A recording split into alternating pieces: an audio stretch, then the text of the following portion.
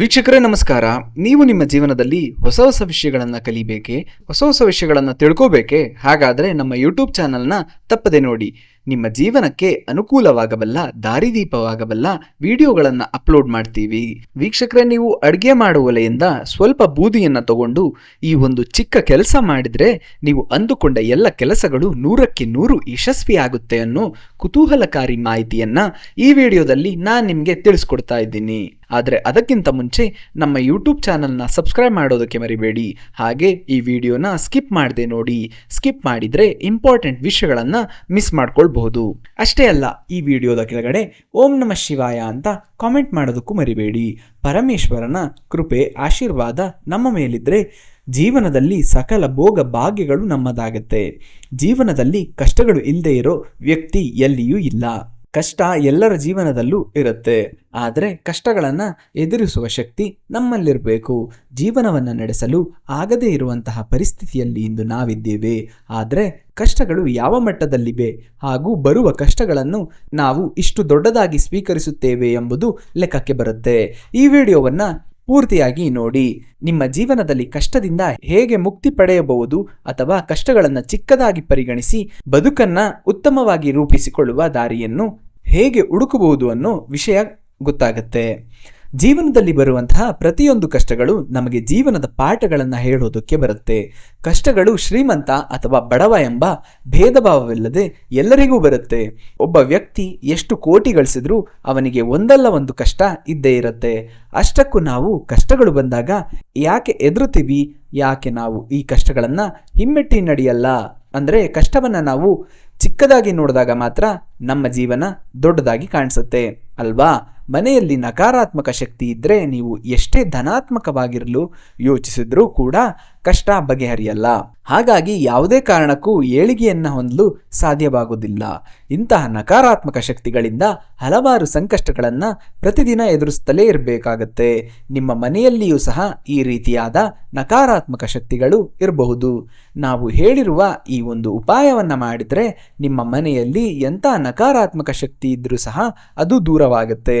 ಈ ಒಂದು ಕೆಲಸವನ್ನು ಮಾಡೋದ್ರಿಂದ ಯಾರಾದರೂ ನಿಮ್ಮ ಮನೆ ಮೇಲೆ ಕೆಟ್ಟ ದೃಷ್ಟಿಯನ್ನು ಬೀರಿದ್ರೆ, ಕೆಟ್ಟ ಜನರ ಕಣ್ಣು ದೃಷ್ಟಿ ಬಿಟ್ಟಿದ್ರೆ ಎಲ್ಲ ದೋಷಗಳು ಸಹ ಕಳೆದು ಹೋಗುತ್ತೆ. ಮನೆಯಲ್ಲಿ ನಕಾರಾತ್ಮಕ ಶಕ್ತಿಗಳು ಹೆಚ್ಚಾಗಿದ್ರೆ, ಪದೇ ಪದೇ ಅನಾರೋಗ್ಯ ಸಮಸ್ಯೆಗಳು ಕಾಡುತ್ತಿದ್ರೆ, ಮನೆಯಲ್ಲಿ ಯಾವಾಗಲೂ ಕಿರಿಕಿರಿ ಜಗಳಗಳು ಉಂಟಾಗುತ್ತಿರುತ್ತವೆ, ಮನೆಯಲ್ಲಿ ನೆಮ್ಮದಿ ಇರುವುದಿಲ್ಲ. ಇಂತಹ ಎಲ್ಲ ಕಷ್ಟಗಳು ಕಳಿಬೇಕು ಅಂದರೆ ತಪ್ಪದೆ ಈ ಒಂದು ಕೆಲಸವನ್ನ ಮಾಡಬೇಕು. ಯಾವಾಗಲೂ ಮನೆಗೆ ದೃಷ್ಟಿ ಎಂಬುದೊಂದು ಆಗ್ತಾನೆ ಇರುತ್ತೆ. ಮನೆಯಲ್ಲಿ ಜಗಳಗಳು ನಡೀತಾನೆ ಇರುತ್ತೆ. ಎಷ್ಟು ಸಂಪಾದನೆ ಮಾಡಿಕೊಂಡ್ರೂ ಸಹ ಮನೆಯಲ್ಲಿ ನೆಮ್ಮದಿ ಇರೋದಿಲ್ಲ. ಆಗ ಯಾವುದೋ ಒಂದು ಕೆಟ್ಟ ಶಕ್ತಿ ಮನೆಯಲ್ಲಿ ಇದೆ ಎಂಬ ಸಂದೇಹ ಬರುತ್ತೆ. ಎಲ್ಲ ಕೆಟ್ಟ ಶಕ್ತಿಗಳು, ನಕಾರಾತ್ಮಕ ಶಕ್ತಿಗಳು ದೂರವಾಗಬೇಕು ಅಂದರೆ ಏನು ಮಾಡಬೇಕು ಅಂತ ಇವತ್ತಿನ ವಿಡಿಯೋದಲ್ಲಿ ನೋಡೋಣ. ಇಂದಿಗೂ ಹಿಂದೂ ಧರ್ಮದಲ್ಲಿ ಅನೇಕರು ದುಷ್ಟಶಕ್ತಿಗಳನ್ನು ದೂರವಿಡಲು ಹಾಗೂ ನಕಾರಾತ್ಮಕ ಆಲೋಚನೆಗಳನ್ನು ದೂರವಿರಿಸಲು ಭಸ್ಮ ಅಥವಾ ವಿಭೂತಿಯನ್ನ ಹಚ್ಚಿಕೊಳ್ತಾರೆ. ನಮ್ಮ ಪಾಪಗಳನ್ನು ಕ್ಷಮಿಸಬೇಕು ಹಾಗೂ ಆಶೀರ್ವಾದ ಮಾಡಬೇಕು ಅಂತ ದೇವರನ್ನ ಸ್ಮರಿಸುತ್ತಾ ಪ್ರಾರ್ಥನೆ ಮಾಡುವಾಗ ಹಣೆ ಹಾಗೂ ದೇಹದ ವಿವಿಧ ಭಾಗಗಳಲ್ಲಿ ಹಚ್ಚಿಕೊಳ್ಳುವ ವಿಭೂತಿ ಪವಿತ್ರವಾದುದು. ಆದರೆ ಯಾವುದೇ ವಸ್ತುವಿನ ಸುಟ್ಟ ಬೂದಿಯು ವಿಭೂತಿ ಆಗೋದಿಲ್ಲ. ಹಾಲು, ತುಪ್ಪ, ಜೇನುತುಪ್ಪದ ಜೊತೆಗೆ ಹಸುವಿನ ಸಗಣಿಯನ್ನ ಸುಟ್ಟ ನಂತರ ಉಂಟಾಗುವ ಭಸ್ಮವನ್ನ ಪವಿತ್ರ ವಿಭೂತಿ ಎಂದು ಕರೆಯಲಾಗುತ್ತದೆ. ಇದು ಶಿವನ ಆರಾಧನೆಯಲ್ಲಿ ಬರುವಂತಹ ಒಂದು ತತ್ವ ಸಂಸ್ಕಾರವಾಗಿದೆ. ಅದೇ ರೀತಿ ಕಷ್ಟದಿಂದ ಪಾರಾಗಬೇಕಾದ್ರೆ ಒಲೆಯ ಬೂದಿಯನ್ನ ಬಳಸಿ ನೀವು ಮಾಡಬೇಕಾದ ಪ್ರಯೋಗದ ಬಗ್ಗೆ ಇವತ್ತಿನ ವಿಡಿಯೋದಲ್ಲಿ ಹೇಳ್ತಾ ಇದ್ದೀನಿ, ಕೇಳಿಸ್ಕೊಳ್ಳಿ. ಕೆಲವೊಮ್ಮೆ ನಾವು ಬಯಸದೇ ಇದ್ರೂ, ಎಷ್ಟೇ ಒಳ್ಳೆಯ ವ್ಯಕ್ತಿಗಳಾಗಿದ್ರೂ ನಮ್ಮ ಜೀವನದಲ್ಲಿ ಅನೇಕ ಶತ್ರುಗಳು ನಮ್ಮ ಜೀವನದಲ್ಲಿ ಇದ್ದೇ ಇರ್ತಾರೆ. ಲವಂಗ ಶತ್ರುಗಳನ್ನ ತೊಡೆದು ಹಾಕಲು ಪ್ರಯೋಜನಕಾರಿ ಅಂತ ಹೇಳಲಾಗುತ್ತೆ. ಪ್ರತಿ ಮಂಗಳವಾರ ಅಥವಾ ಶನಿವಾರ ಸಂಜೆ ಭಗವಾನ್ ಹನುಮಂತನ ಮುಂದೆ ಪ್ರಾರ್ಥನೆ ಮಾಡಿ. ಮೂರ್ತಿಯ ಮುಂದೆ 5 ಲವಂಗಗಳೊಂದಿಗೆ ಕರ್ಪೂರವನ್ನ ಬೆಳಗಿಸಿ ಲವಂಗ ಪೂರ್ತಿಯಾಗಿ ಸುಟ್ಟ ನಂತರ ಅದರ ಬೂದಿಯನ್ನ ಹಣೆಗೆ ಹಚ್ಚಿ. ಇದರಿಂದ ಶತ್ರುಗಳ ಬಾಧೆಯಿಂದ ಮುಕ್ತಿ ಪಡೆಯಬಹುದು. ಇದು ಲವಂಗದ ಭಸ್ಮದ ಮಹಿಮೆ. ಇನ್ನು ಈಗಾಗಲೇ ಹೇಳಿದಂತೆ ನಕಾರಾತ್ಮಕ ಶಕ್ತಿಗಳಿಂದ ಮನೆಯಲ್ಲಿ ತುಂಬಾ ಕಿರಿಕಿರಿ ಇರುತ್ತೆ. ಸುಖ ಸುಮ್ಮನೆ ಜಗಳ ಆಗುತ್ತೆ, ನಿದ್ರೆ ಬರೋದಿಲ್ಲ, ಅನಾರೋಗ್ಯ ಸಮಸ್ಯೆ ಇರುತ್ತೆ, ಆರ್ಥಿಕ ಪರಿಸ್ಥಿತಿ ಹದಗೆಡುತ್ತೆ. ಹಾಗೆ ಮೇಲಿಂದ ಮೇಲೆ ಅನಗತ್ಯ ಖರ್ಚುಗಳು ಬರ್ತಾ ಇರುತ್ತೆ. ಇನ್ನು ಹೀಗೆ ಹಲವಾರು ಸಮಸ್ಯೆಗಳು ಕಂಡುಬರುತ್ತೆ.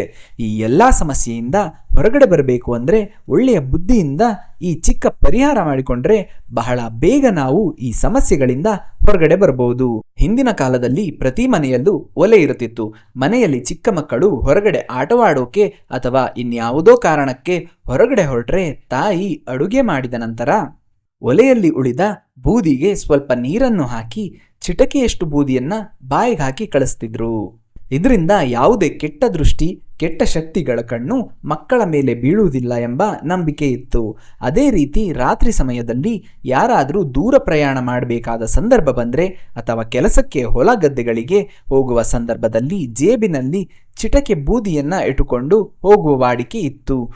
ನೀರು ಚುಮುಕಿಸಿದ ಬೂದಿಯಲ್ಲಿ ಅಗ್ನಿ ಹಾಗೂ ಜಲತತ್ವ ಬೆರೆತು ಬಹಳ ಶಕ್ತಿಶಾಲಿಯಾದ ಭಸ್ಮವಾಗಿ ಮಾರ್ಪಡುವಂತೆ ಎಂಬ ನಂಬಿಕೆ ನಮ್ಮ ಹಿರಿಯರಲ್ಲಿತ್ತು.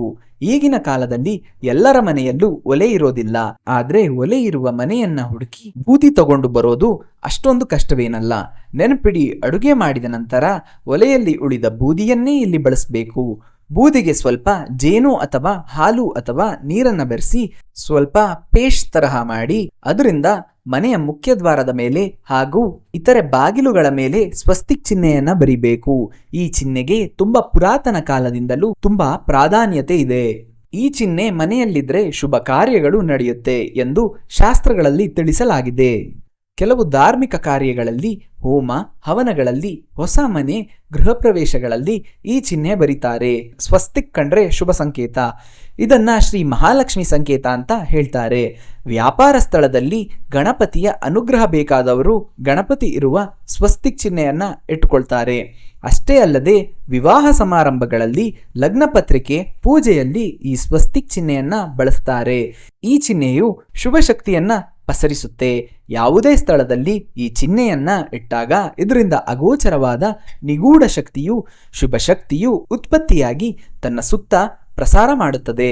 ಇದರಿಂದ ಆ ಸ್ಥಳದಲ್ಲಿ ಅಶುಭ ದೋಷಗಳು ನಿವಾರಣೆ ಆಗುತ್ತವೆ ಮತ್ತು ಇದರ ಅಪಾರವಾದ ನಿಗೂಢ ಶಕ್ತಿಯಿಂದ ದೃಷ್ಟಿದೋಷಗಳನ್ನು ಖಂಡಿತವಾಗಿ ನಿವಾರಿಸಬಹುದು.